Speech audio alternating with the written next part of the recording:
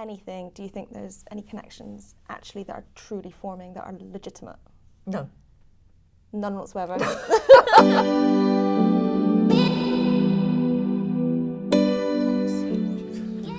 It almost seems a shame to complicate things. Yeah. But this is Love Island. And here's Adam. So, what did you make of that? Well, firstly, I don't think Adam is actually real. I think he's a prototype sex robot. I mean, the guy is beyond perfect. He actually put all of those other guys in there completely lower in the kind of alpha pecking order when he walked in. And I love the way that all of I'm going to have to call them girls. I'm a feminist. I normally say women, but if I call them women, it's going to get really embarrassing, I think. So I'll call them girls. Outbreak of self-preening gestures. You know, oh, I'm not interested because I'm with you, but I'm just going to sort of like do a load of preening. I think short of drooling, they couldn't have got much further. But I also love the way that the girls in there, when they see a new guy coming out, when they're together, we get all of this kind of hen night, high-pitched voices, you know, and this kind of fake innocence, you know, oh, you kissed him, and all, you know, virgin, born-again virgins.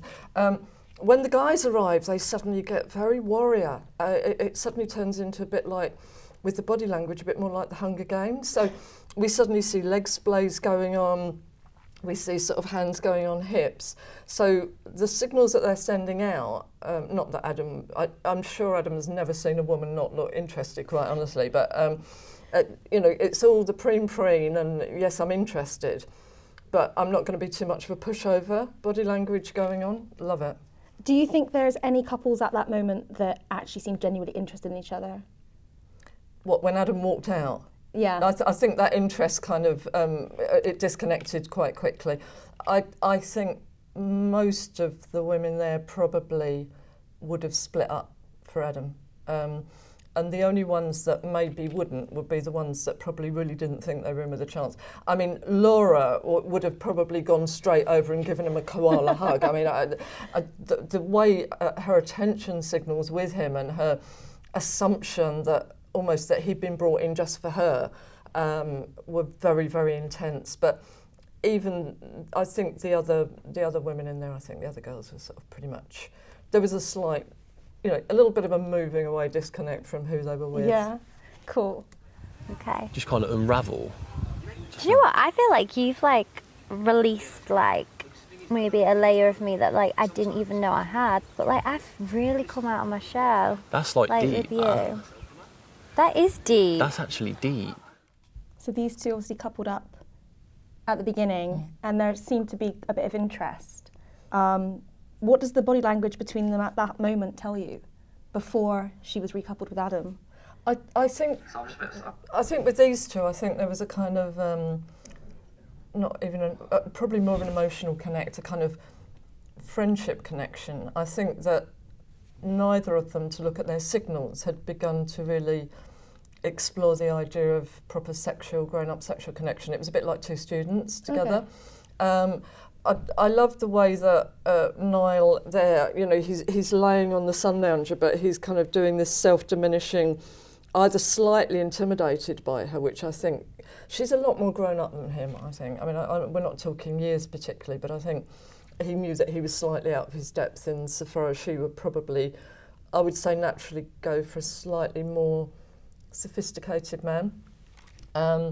Niall's very self-effacing, and I think that was kind of, I'm a bit lower ranking than you are in the world order body language, and it was almost as though he was trying to get her to flirt with him, and I think she was trying to do the same thing.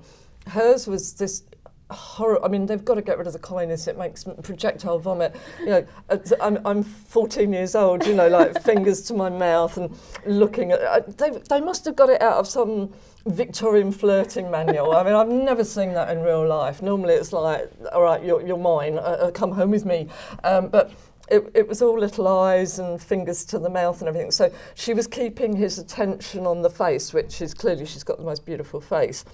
And working that, so she was flirting, but not as we know it in modern times. So in a way, she was probably trying to get him to flatter her and show her sexual attention. He wasn't really playing ball. I think those two did gel, but in much more of a having a laugh, you know, the kind of Love Island bantery type of way. Later on, when she did recouple with Adam, and then Niall kind of got quite like, oh no, I'm fine. How did you interpret his body language at that point? He was, actually it quite suited him in a way, because I think that kind of self-effacing, oh, I've lost out in love again, I think that's going to make him really appealing. Yeah, he's one of these guys that looks as though he's been cut out of Perfect Man catalogue, but then in real life, that self-effacing and that sort of the bit of humour that he does, I think turns him into something else that's probably even more attractive. But no, he wasn't happy at all. I think number one, like all of them, there was the fact that, you know, he'd effectively been dumped after, how long had they known one another? 5 minutes? You know, they were so close to getting married, but he had been painfully dumped at that point. And the fact that I think there was a lot of eye connect going on between him and Kendall. It was almost like, you know, please come back. He was looking like the little puppy dog. So I think he was, as he would probably say, gutted. Or well gutted. He's like so gutted. So yeah, like. Sorry, I must not use the word like, because I will never let it drop for a year. So this is Alex, who obviously has not had a good experience. So I'm just sick of it all, to be honest. I'm fed up. I've kind of had enough. I feel like I'm a leper or something. That's what I feel like. Oh, mate, don't say Do you know what I mean? Like you feel like you're just like, what is wrong with me? I've got like a black mark on my head. His body language, Yeah, but it's not all do you think about it's telling us something that he's not saying? I think Alex must know that in real life, he's a huge prize. I mean, there must be all the parents of those women in there going, go for the doctor, he's got a good job, he's going to be nicer. And I think that also he's got this, I mean, who goes, I think I'm a leper, while they're kind of looking at their, sorry, I don't have any, but they're looking at their, admiring their guns. That's not self-effacing body language. He's clearly lost quite a bit of his pride in there, because he was, and that, you know, where she moved away when he went to kiss her, I mean, that didn't do him too many favours. I mean, even probably back on the wards, they were thinking, maybe we've overestimated Alex. Yeah. But he would know that, I think, back in Blighty, he would win over probably all of those guys. He's very much a fish out of water, but I reckon they know that somebody's going to come in for them. You know, historically, I think there's always been somebody left that everybody likes, and everybody at home loves Alex. And I think you know that standing up to the plate will be somebody, although it's a bit like mating pandas, you know, I mean, oh look, here's Rosie, because she's intelligent as well and is a solicitor, therefore you're going to love her, which I... Yeah. So why would that be? But I think he may have known that maybe the love of his life was about to arrive at some point. Oh, fingers crossed. I hope it does. The other boys seem really supportive with their words, but does their body language also show support, do you think? Yeah, I think for everybody, really, apart from Adam. I mean, Adam, they probably would just drop in the pool at a moment's notice, because he just doesn't fit in there at all. I mean, he's kind of hasn't got the banter. He's going to take a kind of alpha role, and I think the guys just want to get on with being this really great guy group. But the big thing to remember is, after the last season, the high prize is not going to go for the love match, it's going to go for the bromance. You know, it was the bromance that sold after the show as well, you know, and they've still got work, those two, coming up. So, yes, those guys, and I've seen a lot more genuine affection rituals between them in terms of body language, hugging, you know, that mock punching stuff that they do. They're physically getting, not sexually, but physically getting a lot closer in a much more genuine way than they are with any of the girls. And I think they're making a big deal to do that, because it's ka-ching time, really, you know. Yeah. And I think with Jack on the loose now, if Jack is on the loose, I think he's on the loose, he's great for that role, so they'll all be buzzing. You know, he's almost going to be more of a prize than Kendall at the moment for the other guys. Okay, that's really interesting. Right, how about if I gave you a kiss now, then we don't have to spoon when we get back.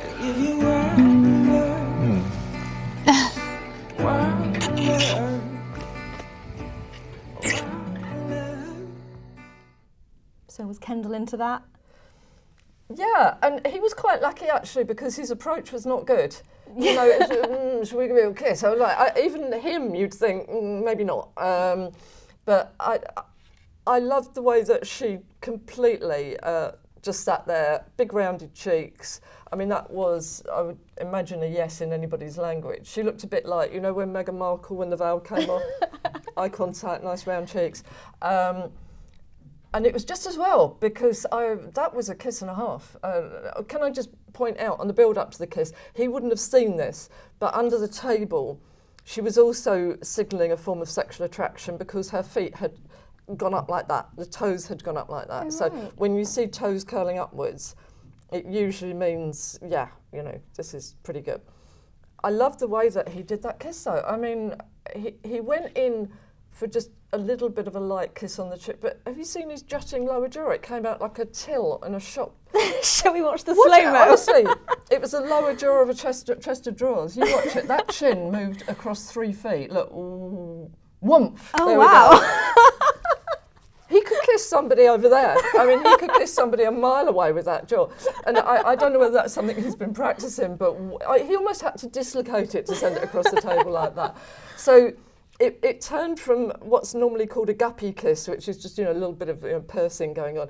Suddenly she was in the full throes of a big grown-up kiss there. But she stood her ground, so I think that had been a lot of people that have probably reeled away. What the hell was that? But no, she took the jutting lower jaw very well, and I think she was not averse to that little bit of romance. So she's into him Sexually, yes. I Yeah. think in every other way, no. in terms of personalities Yep. and connection. Yep. Yeah. Yeah. Okay. So now we've got Wes and Laura. Not to make you feel bad, but like I was the girl that stepped forward for you, and then you chose me. But like, I don't know. I guess I'm just like, would you have liked If to choose you me didn't anyway? have if you're saying if you didn't step forward, would I have chosen you? God's honest truth. Yeah, I would. You've ticked every box. I always think they should So- ask what they had in their boxes, actually. You ticked every box, yeah, you know, somebody I can mug off, somebody I can... you know, they always say that's a huge compliment. And Laura knows what she's in there for. I mean, you know, I think out of all of them, she's the one that's probably acting reasonably normally and in a grown-up way, from the cut of her clothing to the way that she flirts to the way that she will kiss properly as well and you know, instigate a lot of the action. I noticed, and I think we all did, that this intense interest with the eye listening with him. I think up until then, Wes was kind of all right, but you got big hands, get off me. And then suddenly she flips over in bed because, what was it, he paid £1,000 on a date or something? You could see the interest building up in her at that point. And I'm not saying she's, you know, it's just money, but I think he perhaps became a little bit more alpha in her mind at that point. And this was probably the closest thing to sort of genuine sexual romance for that moment. I think he then spoilt it when he went out in the garden afterwards and kind of said it's Love Island, not Loyalty Island. Yeah. But maybe that was a box that she should have heard he had. I mean, viewers did sort of start to criticise her when her eyes kind of lit up in that challenge with the £1,000 date. So did that show itself to you later on in their interactions? Oh yeah, I mean, she did become a lot fonder of him, and I love the way that while they're laying in bed together, she's kind of doing these little grooming touches as well. It reminds me of little animals, you know, when they're sort of prepping up the other animal, and that was kind of submissive signalling to him. You know, I find you, that's nice, that bit's nice. I mean, she was kind of picking off the bits, and obviously, as we heard later, there were other bits that she was picking off as well. But yeah, it did change quite a lot. I mean, I don't want to criticise the woman too much and imply that's all it was, but it did come after that, so it was coincidental. £1,000 for a day. What did he spend the £1,000 on? Maybe he got in the date's car and pranged it and had to pay insurance. I mean, we're assuming it was wining and dining and champagne. It might have been maybe he ripped her outfit or something by mistake. Why do people assume on these programmes? Yeah. At the moment then, we are 4 episodes in. What, or if anything, do you think there's any connections actually that are truly forming, that are legitimate? No. None whatsoever. I'd love to say, yes, you know, I can see No, I think at this stage, you know, they've been thrown together. I think there's a degree of desperation, which obviously got felt when the new girls arrived, which is, it's like musical chairs. You know, if you're the one that's left there when the music stops and you haven't got a partner, you're probably going to be off the programme. So I think in terms of that, I think there's very strong, let's create whatever bond. I mean, they'd probably bond with a pot plant if it kept them in the show. The one that I was really looking forward to watching, and I think it might have grown into something apart from about 3 very good reasons, but Danny and Jack. Right. And I know, again, that's kind of mirrored pairing because they both, they speak in the same way to one another. They probably could have bumped into one another locally and things like that.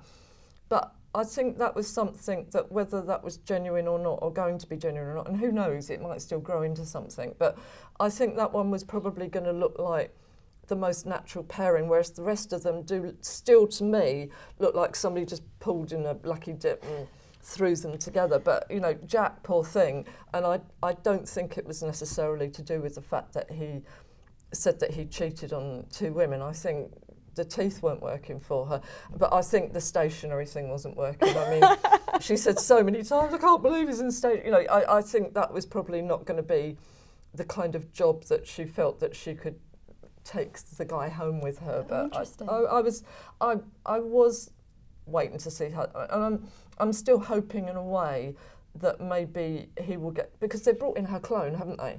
I mean, we have now got Danny number 2, Danny Mark 2. I mean, did they make that before the show started? I love that. But I'm wondering if he starts to connect with her, maybe it might bring on a little bout of, actually he was quite nice, I don't know. I would still like to see those 2 together.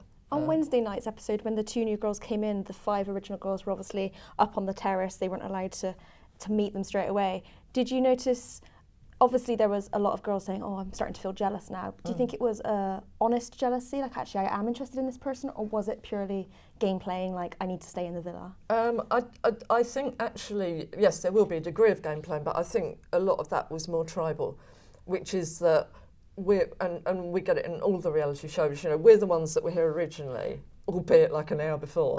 The revolving door, you know, we got through first.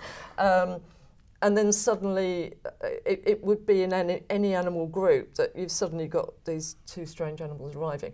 In animal behaviour, they'd probably kill those 2. Literally, they'd kill those 2 new girls. Clearly, we're not going to do that because we're humans and we don't do that kind of thing. But a lot of that aggression that was building up there, a lot of that was based on animal rituals. I think with Adam, because he was bigger than the other guys, he maybe didn't suffer from that. But those 2 girls, I think they'll try and integrate them because it will make them look better. But they'll always be gunning for them a little bit, I think. But in terms of them snaffling their guys, and this is so true in the celebrity world and in real life, you get a lot of the women sort of playing at being sort of innocent, flirting and stuff like that. But there's this real ownership thing, you know, it's a little bit like that cream cake. I stuck my finger in that, it's mine, you know. It's like, no, I had dibs on very strong ownership of the guys. And it's not, the guys don't have that on the girls yet. Yeah. But I think with the girls, it's like, no, I was the first one and I should have first refusal, and even though I did refuse them, I might still want them. So clear off my pack. So I think it's more about that. What do you think will happen moving forward? Oh my goodness, and that's the whole thing about Love Island. I sit there and I think, right, that's building, that, and then suddenly, you know, a text comes through and, I don't know, Danny Dyer himself comes on. There's all so many different permutations that can happen. I presumably we've still got more game playing to come. I think they're going to have a big swap around, like where you could. Who do you have to stay with the one that you're given? Otherwise, I don't you know. It's a bit like, you know, you've now got to marry them and live with them for the rest of your life. I don't know what the rules are on that one, but they do look as though, well, you know, this is one that I've been given, rather than.